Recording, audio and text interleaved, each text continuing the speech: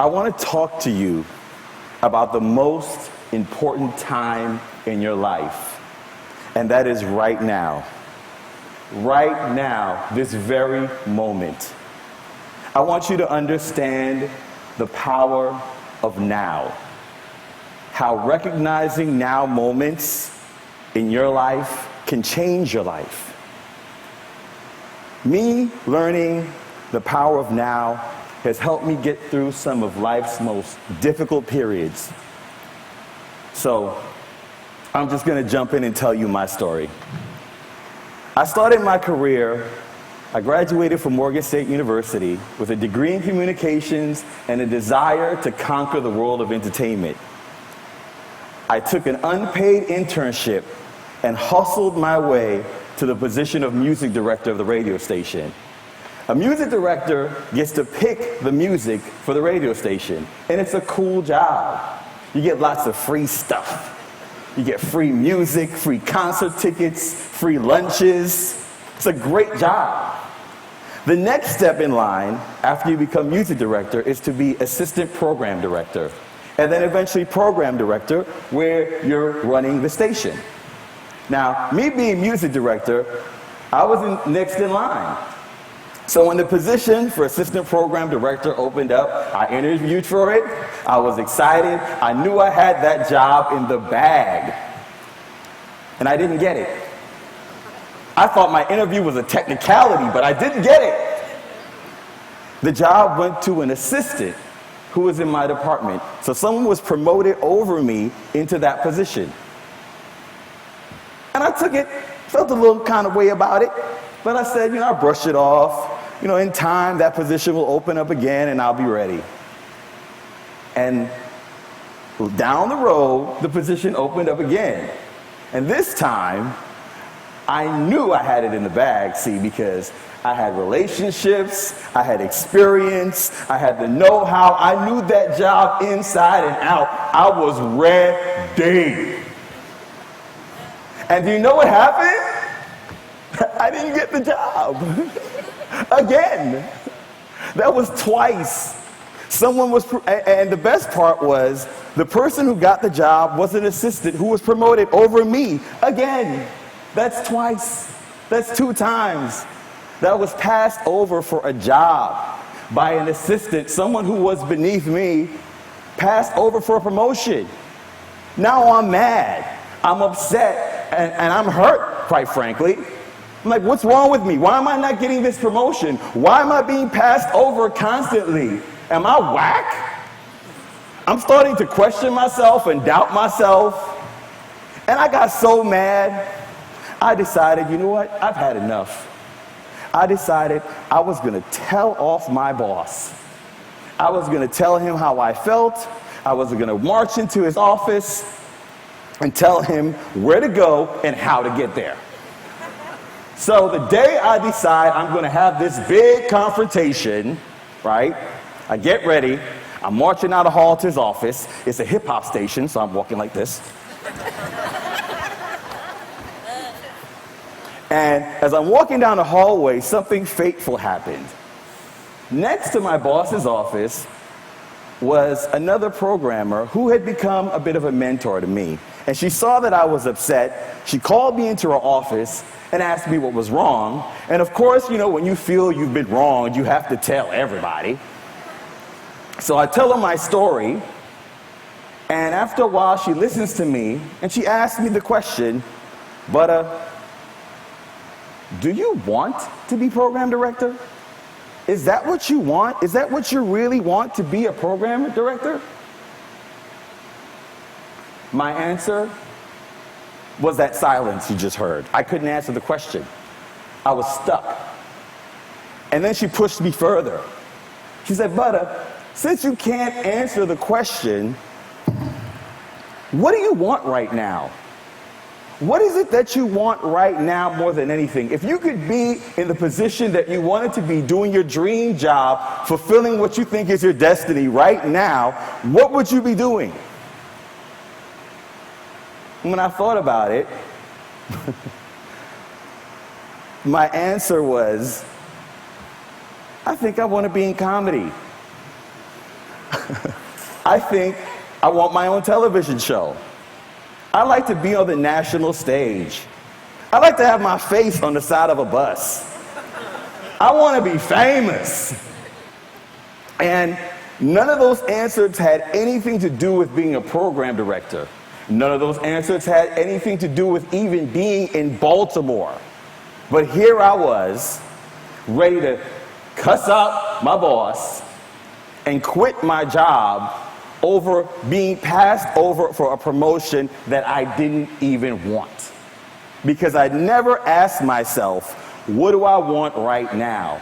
And how many of us go through life just doing things because that's what's expected of us? You stay in relationships or you stay in jobs for periods of time, and you find out later on that's not even what you wanted. You just did it because that's what was expected of you. And that's when I learned about the power of asking myself, what do you want right now? And once I realized that and I started operating in the now, then I could actually work towards the things that I actually wanted. And I never had that conversation with my boss. I went back to work actually grateful. I was grateful because I was in a position where I had access to all of the things that I wanted to do. So I started doing comedy on the weekends. And I started producing TV shows locally and hosting cable access and doing all the things that I wanted to do and enjoying the now moments of my life in this incredible position I had been placed in. And a year later, I was still in that job when I got a call from MTV, and they asked me if I would consider interviewing for a position in their programming department.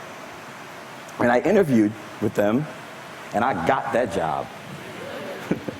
And that job moved me to New York, and it changed my life. But I never forgot about asking myself, what do you want right now? And so I was able to come into work every day understanding how blessed I was. And I had an amazing time. I created some incredible programming. I launched a network. I hosted a television show. I created so much great programming. People I idolized knew my name. Jay-Z knows my name. Incredible. And I was making so much money. I was balling, y'all. Balling. And then about 2008, I lost that job. Along with millions of other people, I lost that job. And the power and understanding now moments really helped me get through that period. You ever lose a job?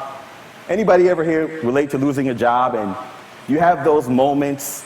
There's the past moment where you're all filled with regret and you're like, oh my God, I lost my job. What did I do wrong? Why didn't they like me? Why didn't they keep me? How did I mess that up? What could I have done differently? Maybe if I had just taken less lunch breaks. Or maybe if I had just kissed up to the receptionist a little bit more. Or maybe if I had just kissed one more ass, I would still have my job. Or you have that anxiety about the future where everything is, oh my God, I lost my job. I am going to be homeless. I'm not going to be able to afford to pay my bills. I'm not going to be able to pay my rent. My girlfriend's going to leave me. My boyfriend's going to leave me. I can't afford to feed my dog. I'm going to have to sell my dog. You're just in this place where life has you paralyzed because you got the past over here and you're filled with regret and you have all this anxiety about the future. But see, this space right here, that's the now space. And that's where you take your power back. That's where you realize the most important things happen in those now moments of your life. What are you going to do about it right now? And when I started thinking about that, I realized the job is gone. It's not coming back.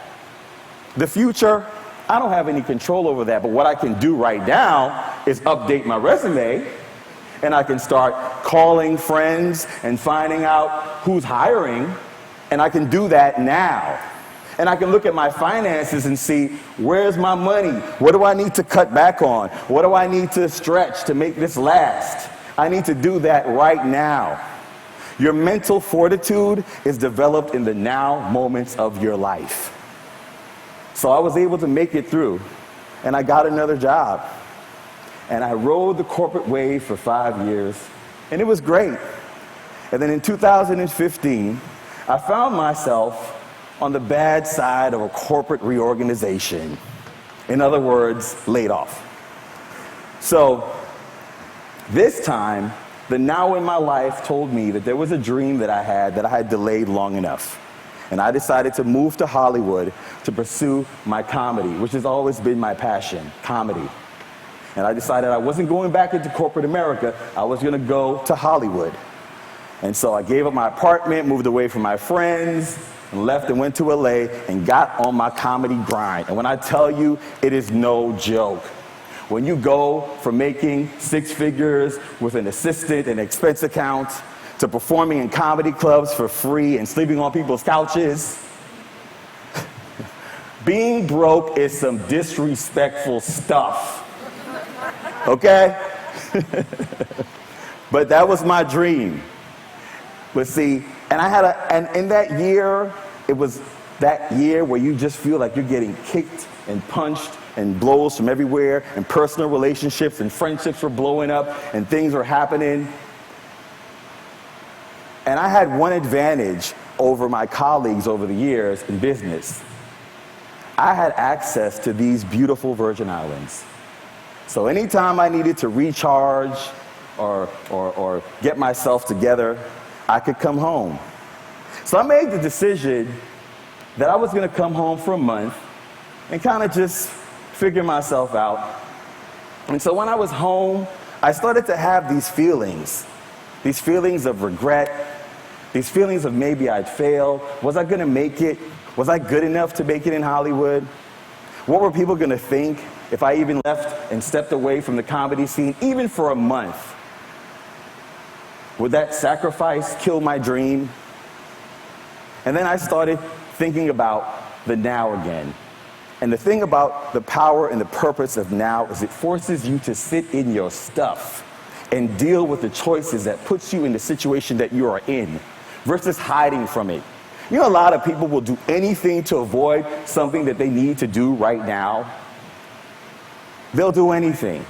But once you've embraced the now in your life, you can actually understand why certain things are happening and why you're where you are, So when I started to think about the now in my life during my month at home, it was only supposed to be a month, I started thinking about my family. I thought about how 20 years of pursuing a dream had disconnected me from the people that I love the most, the people who love me the most, and how much time I had spent away, and how I really didn't know these people and they really didn't know me. So instead of brooding about whatever it was I thought I had lost, I understood what I had gained: family, community, my people. And then I started enjoying being home. And I started taking my nephew to school every day. And then I became Uncle Butter. And Uncle Butter is cool as hell. And then I started working with my mom, who's diabetic. And we started getting up in the morning, and I made her breakfast and took her blood sugar and her blood pressure. And we had these incredible moments and these amazing conversations where she's gotten to know me as a grown man and not as the kid who went away many, many years ago.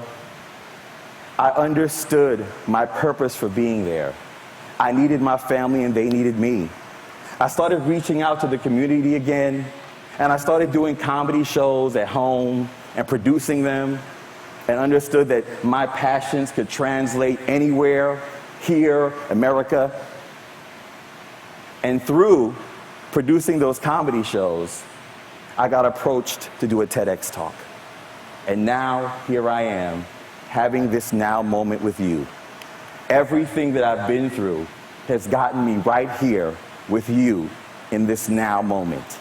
And when I tell you The now moments are where your blessings are.